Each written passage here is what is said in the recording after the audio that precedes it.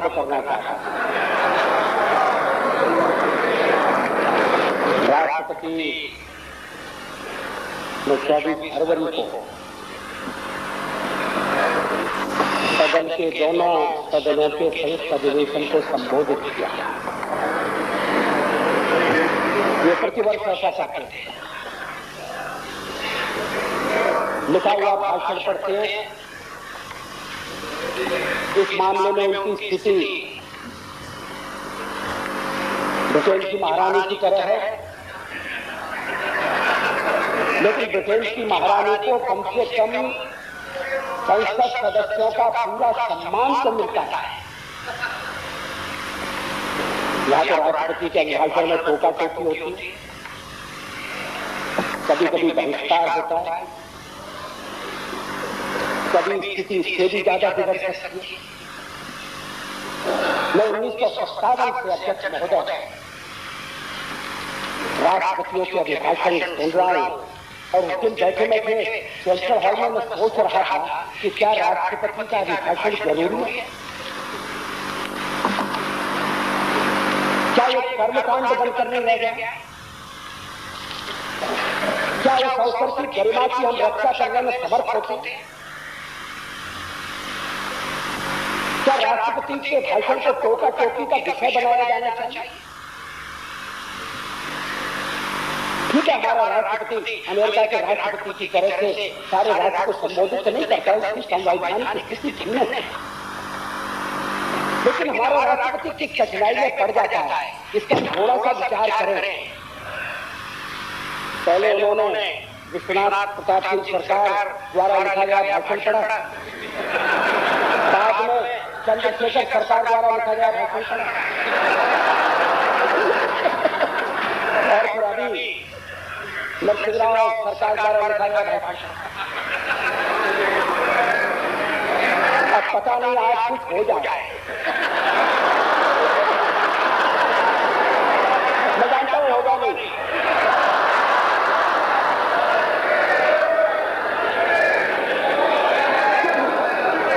अब राष्ट्रपति को फिर एक नया भाषण पढ़ने के लिए तैयार करना, मैं समझता हूं कि इस पर विचार हो।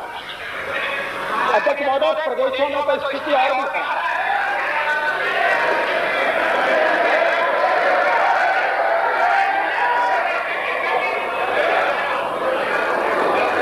अध्यक्ष महोदय, प्रदेशों में तो स्थिति और भी खराब है।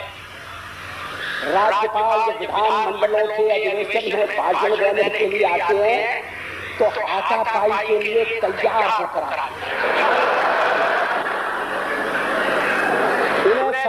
समय से रोका जाता है, बोलने से उन्हें रोका जाता है, उनके ऊपर कागज फेंके जाते हैं, दस्तावेज उनके सर पर उठाए जाते हैं। अनेक राज्यपाल तो भाषण का पहला परिच्छेद पढ़ते हैं और अंतिम परिच्छेद पढ़ते हैं और वापस चले जाते हैं। ये स्थिति ठीक है? क्या आवश्यकता है उन्हें इस मुसीबत में डालने? अध्यक्ष महोदय, मैं चाहूंगा, मैं एक गंभीर मामला उठा रहा हूं और मैं चाहूंगा कि इस संबंध में पुरानी परंपराओं को फिर से स्थापित कर दें और आवश्यकता हो तो नई परंपराएं डालने का मौका है। लोकतंत्र को हम उपहास का विषय न बनाएं। नई पीढ़ी के सामने गलत आदर्श लेना। अगर हम किसी अवसर की मर्यादा की रक्षा नहीं कर सकते, उस अवसर को टाल दें। आप एक सर्वदलीय बैठक बुला सकते हैं, इस संबंध में एक आचार संहिता बना सकते हैं। इस समय देश में ऐसी स्थिति है कि कोई न कोई दल कहीं न कहीं शासन में, और इसलिए इस तरह की व्यवहार की मर्यादा तय करना कठिन नहीं होना चाहिए। अध्यक्ष महोदय, ये भाषण मैं पढ़ रहा था, बड़ी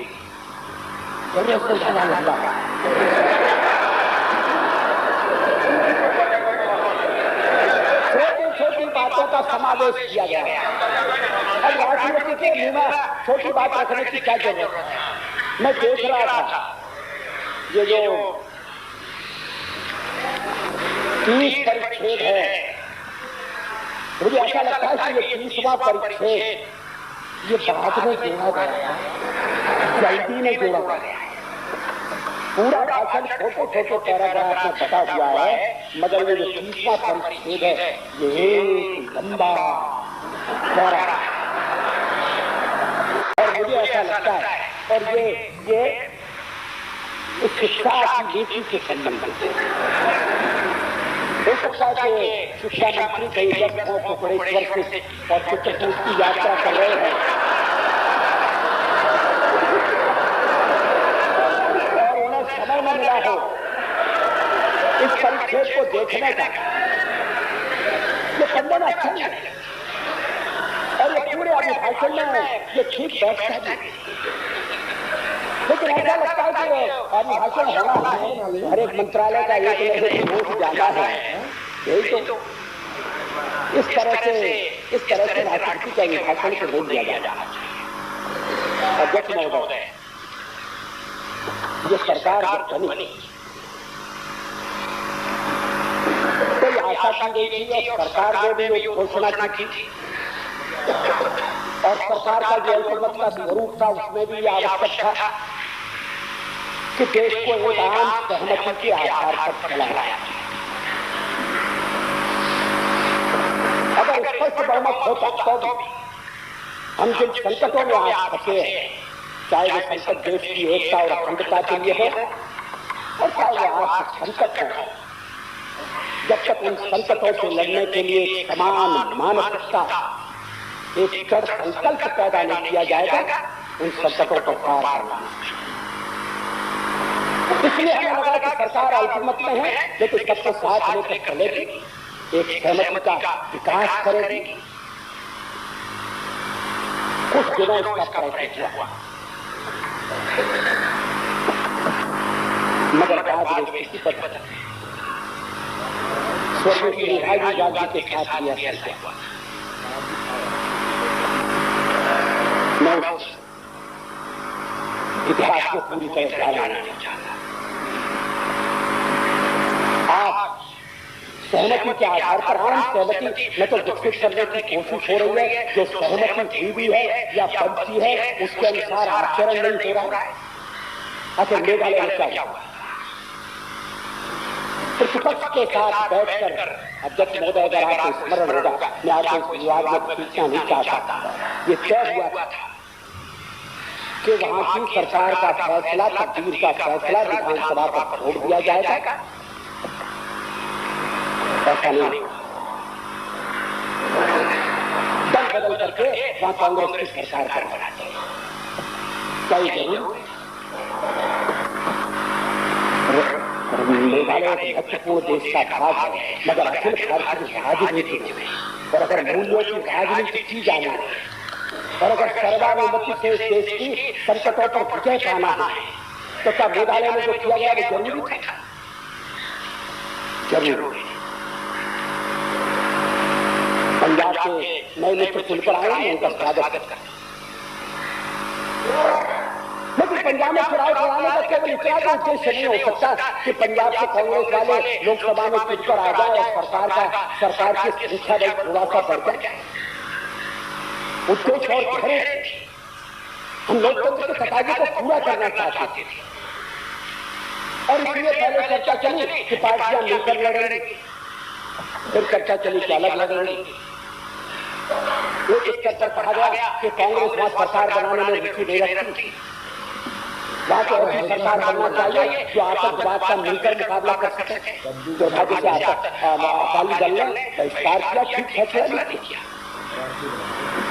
लेकिन चुनाव जीतने के बाद और मैं कांग्रेस को बधाई देना चाहता हूँ इतने भारी भरकम जय के लिए। कांग्रेस अगर चाहती तो अमरेंद्र सिंह जी को सरकार में शामिल होने की खिला सकती थी और हमारे बहुजन समाज पार्टी के सदस्यों को भी सहयोग दे सकती थी। क्या पंजाब की स्थिति आज इस आवश्यकता की मांग नहीं करती? देश की स्वाधीनता के बाद डॉक्टर श्यामा प्रसाद मुखर्जी को मंत्रिमंडल में शामिल करने में संकोच नहीं हुआ था।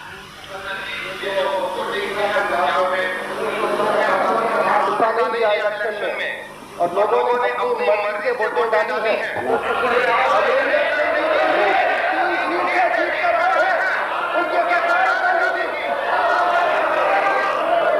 अध्यक्ष महोदय, मैं वोटों का सवाल खड़ा नहीं कर रहा, लेकिन अगर आप सोचेंगे मैं तो कुछ ऐसे सवाल खड़े कर सकता हूं जो खड़े करना ठीक नहीं होगा।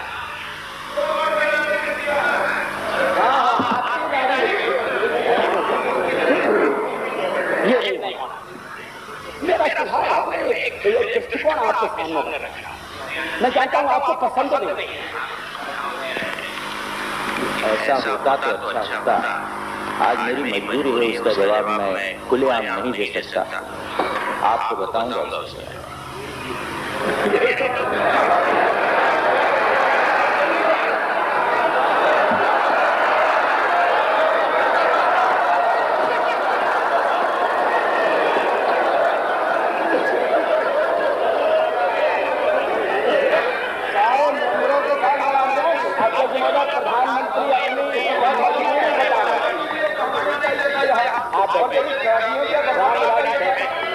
इसीलिए कह रहे हैं कि छुपाने की कोई बात नहीं।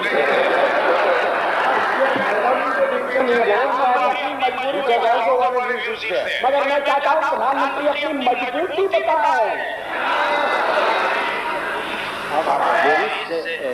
An amount of propriety in divulging certain matters, certain negotiations, certain talks which we hold with leaders of other parties, and that is my difficulty. In course of time, I would certainly like to take the leaders of the opposition into confidence. And I would not like to suppress that. In course of time, if no one has any objection, no one concerned has any objection, story can come.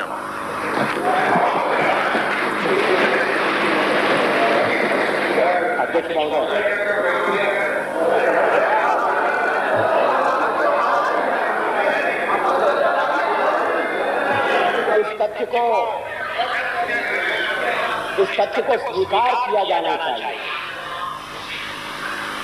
कि अगर किसी दल के साथ स्पष्ट बहुमत हो तो बहुत अच्छा है, 2/3 बहुमत हो तो और भी अच्छा है, संविधान बदलने का अधिकार मिल जाता है। लेकिन पिछले 10 साल का संसदीय जीवन का हमारा अनुभव इस बात का साक्षी है कि केवल संख्या बल पर इस देश को चलाया नहीं जा सकता। संख्या बल या फैसले कर सकता है, मगर देश के 80 करोड़ लोगों को नहीं सकता। दुर्भाग्य से समस्या इतनी उलझ गई और कांग्रेस पार्टी जिम्मेदारी से नहीं कर सकती। अभी तक एक बार भी प्रधानमंत्री जी ने या उनके किसी सहयोगी ने विश्वनाथ प्रताप सिंह की सरकार को दोष दिया, चंद्रशेखर की सरकार को दोष दिया, कुछ मात्रा में वो दोषी है भी, लेकिन इससे पहले जो कुछ हुआ था और जिसके कारण आज हम दिवालिया करके द्वार पर खड़े, किस स्वाभिमानी व्यक्ति को ये स्थिति अच्छी लग सकती है? कर्ज देने का काम नहीं कर सकता, कर्ज के साथ शर्तें लगेगी, रहमन कर करो, कर करो न कोई जाजिन कर करो साजिन मरण। रहमन ने कहा कि कहने के लिए हाथ ऊपर रखो, अगर कहने के लिए हाथ ऊपर है तो समझो ठीक है, और अगर हाथ नीचे लेने के लिए है ये बात अलग है कि इस स्थिति का सामना करने के लिए सारे देश को संगठित किया जा सकता था, बलिदान किया जाता। एक तीसरा प्रधानमंत्री पूछते और ठीक पूछते तो रास्ता क्या है? और मैं अपने वामपंथी मित्रों से कहूंगा, ये बार-बार कहना चाहती, बार-बार कहना चाहती, देश को भेज जाए, अरे प्राचीन और महान देश को कौन भेज सकता है?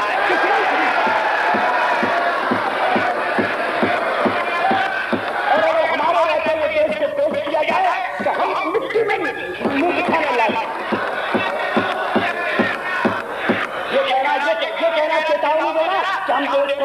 गिरने नहीं देंगे, कोई इस देश को नहीं दे सकता। ये देश का मनोबल बनाए रखने का तरीका है और देश को हतबल करके आप इसका मनोबल नहीं बनाए। लेकिन मुझे शिकायत है प्रधानमंत्री, वो एक नए विकल्प की खोज के लिए ही उनके पास समय नहीं। उन्होंने जल्दी में शपथ ली, रुपए का मूल्य सोने की बात की, तत्काल कोई कदम उठाना चाहिए। लेकिन अब तो समय है, कहीं ऐसा न हो कि घड़ी का पेंडुलम दूसरे सिरे तक चला जाए और ऐसी स्थिति तक पहुंच जाए कि हम अपने को कठिनाई न लगे। साम्यवाद विफल हो गया, मगर ये समझने का कोई कारण नहीं है कि पूंजीवाद सफल हो गया। अमेरिका आज स्वयं संकट में, वित्त मंत्री तो अर्थशास्त्री हमारे ऊपर बढ़ना है, सर भरोसे की तमन्ना।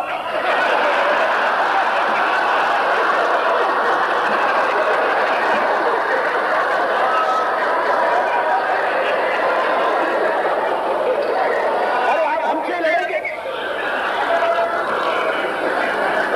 लड़ना है संकट से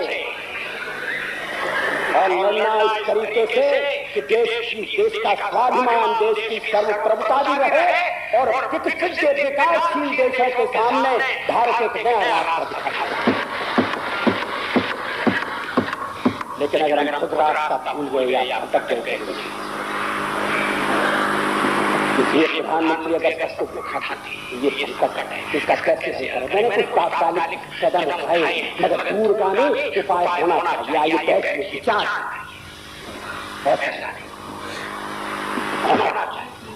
मैं नहीं जानता तीसरा रास्ता है या नहीं, लेकिन हमने कोशिश की और तीसरा रास्ता होना चाहिए।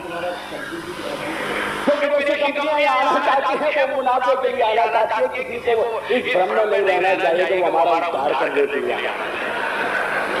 हम किसको आने दें, किस सीमा तक आने दें, किस क्षेत्र में आने दें, ये हमारे ऊपर निर्भर करता है, हमारे विवेक पर निर्भर करता है।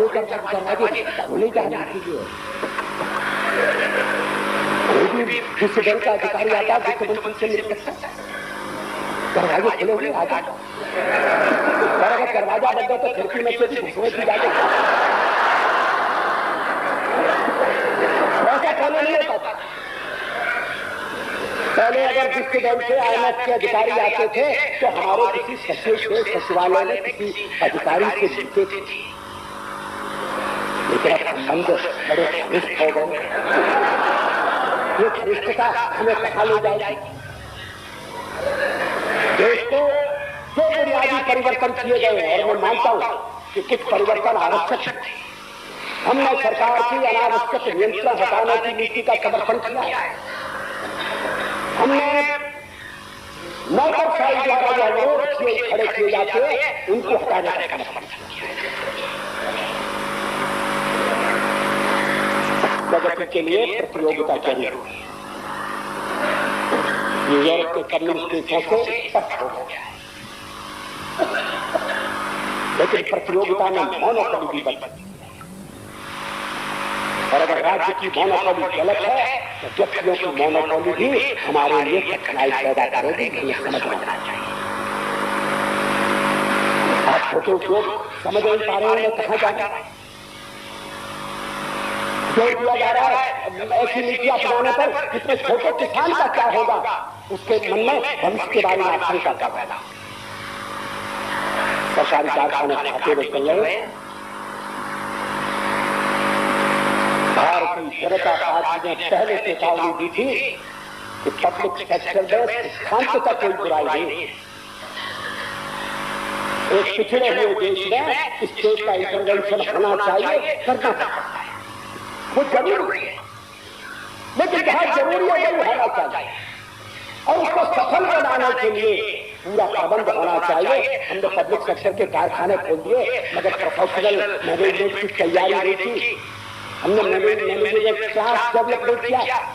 हमने आईएएस अधिकारियों के घरों से छोड़ दिया। वो आईएएस अधिकारी किस तरह से काम कर रहे हैं इसे हमें निकट से देखने का मौका मिला है। उत्तर प्रदेश में, मध्य प्रदेश में, राजस्थान कारखाना चलाने का स्टेट क्या है? अगर कारखाना घाटे में चलता है, बीमार हो जाता है, अस्पताल में भर्ती हो जाता है, वो दूसरे कारखाने के मैनेजिंग डायरेक्टर होकर चले जाते हैं, उनकी नौकरी सुरक्षित है। ये कब तक चलेगा? और कारखाना लेने के नाम पर भी भ्रष्टाचार हुआ, और अब कारखाना प्राइवेट देने के नाम पर भी, प्राइवेट खातों में देने के नाम पर भी भ्रष्टाचार हुआ। उत्तर प्रदेश में एक कारखाना ले लिया गया था, सीमेंट बनाता था, कहा गया कि चल नहीं सकता, पुरानी सरकार ने ले लिया, मजदूरों ने आंदोलन किया, मजदूरों ने कहा कारखाने चलाने को तैयार है, मामला अदालत में गया, अदालत ने कारखाना लेने का फैसला सरकार का रद्द कर दिया। अब वो कारखाना चल रहा है, अच्छा चल रहा है, और मजदूरों के सहयोग से चल रहा है, उसके प्राइवेट खातों में देने की कोई जरूरत नहीं। क्या इस तरह से हर कारखाने का विवेक और विचार करने के लिए शासन तैयार है? मैंने पिछले बार बजट में भाषण करते हुए पश्चिम बंगाल के एक फैक्ट्री का उदाहरण दिया। मजदूर 7-8 करोड़ रुपया देने को तैयार है, तो उनकी जमा कीजिए। वो कहते हैं कि आप चलाइए, कुछ अपनी मदद दीजिए। अच्छा कारखाना बिना बंद किए कोई रास्ता नहीं है, वहां भी मजदूरों का सहयोग लेना चाहिए, उनके लिए वैकल्पिक रोजगार की व्यवस्था होना चाहिए। ऐसे पॉलिसी ठीक है, मगर यहाँ कोई सोशल सिक्योरिटी की सिस्टम नहीं है। मजदूरी से निकलते ही आदमी सड़क पर चला जाएगा, भूखों मरेगा, उसको उसका कहीं न कहीं प्रबंध होना चाहिए। अब ये सब प्रश्न ऐसे जो मिलकर बैठकर तय होना चाहिए। ये प्रश्न राजनीति के प्रश्न है, इसका साल से चुनाव भी नहीं होने वाले।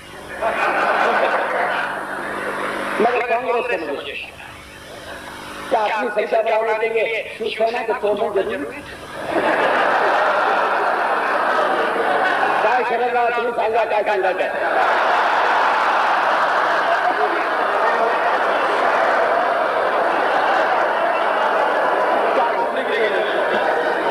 आपसे दूर करने की जरूरत। 2 मेंबर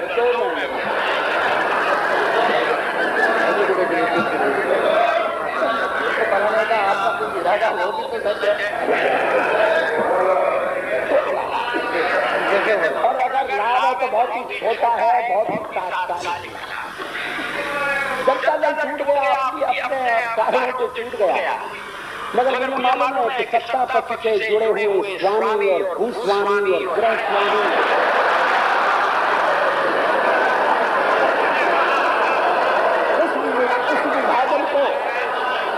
विभाजन को बढ़ाने में अपनी भूमिका खेलने में लगे हुए।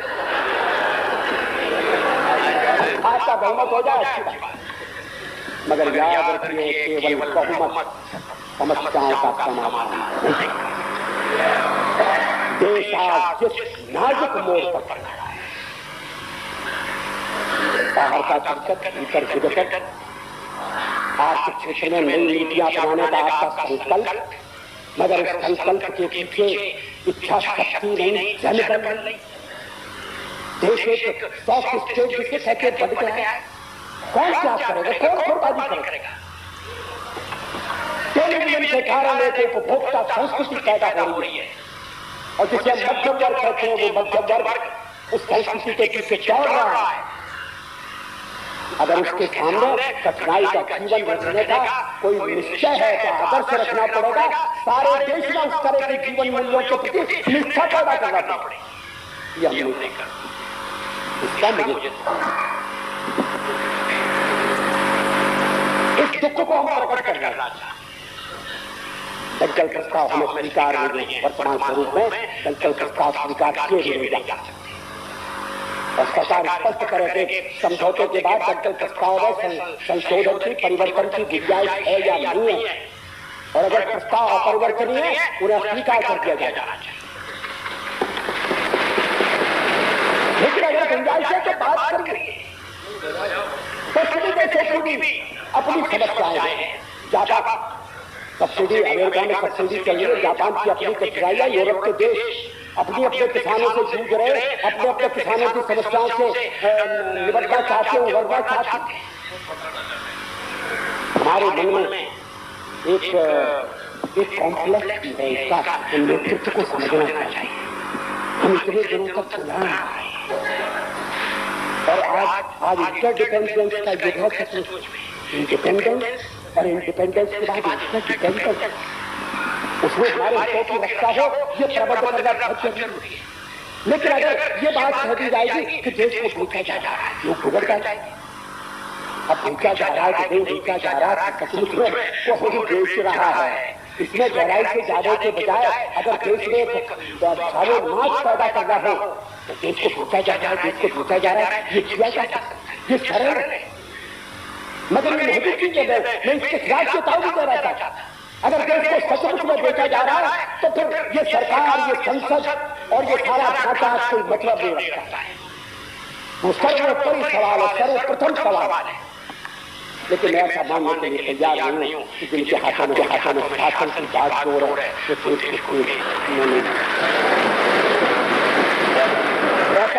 मैं मानता हूँ कि देश के जीवन में ऐसा दुर्भाग्यपूर्ण क्षण कभी नहीं आएगा कि लोकतंत्र के मार्ग से ऐसी सरकार चुनकर आएगी जो देश को ऐसा नहीं।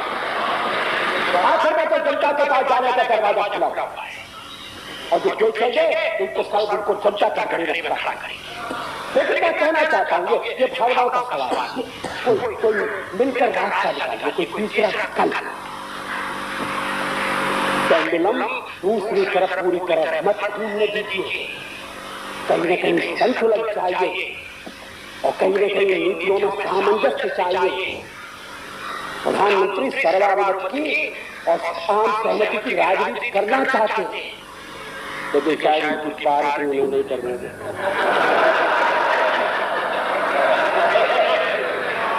अब पार्टी के अब वो पार्टी का अध्यक्ष होगा, पार्टी को समझाना और ये सत्ता का खेल, ये सत्ता का खेल एक बार देश के भाग्य के साथ खिलवाड़ा। मैं साथ ही रहा 1957 से मैं ये खेल देखा। हम कहां से कहां हमारी संस्था की क्या स्थिति हो। चीफ इलेक्शन कमिश्नर और लोग अब तक तैयार है। मैं तो सोचता था कि चीफ इलेक्शन कमिश्नर से कहा जाएगा कि आपने बहुत अच्छी सेवाएं की हैं, अब आप पधारा।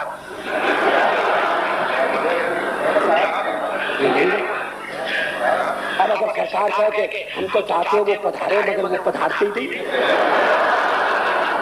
तो ये स्थिति भी बड़ी हास्यास्पद है। उनको तैयार कर दिया। सुप्रीम कोर्ट के जज के खिलाफ पहले ही मुकदमे की बात हो रही है, चीफ इलेक्शन कमीशन के खिलाफ मुकदमा। याद रखिए ये देश किसी भी पार्लियामेंट के मेंबरों के खिलाफ खुली अदालत में मुकदमा चलाएगा। ये ठीक है, इसलिए जिन प्रश्नों पर आम सहमति हो सकती है अभी समय है। आपका वोट तो हो जाएगा। मुझे पता लगा कि आपने पूरा इंतजाम कर दिया है।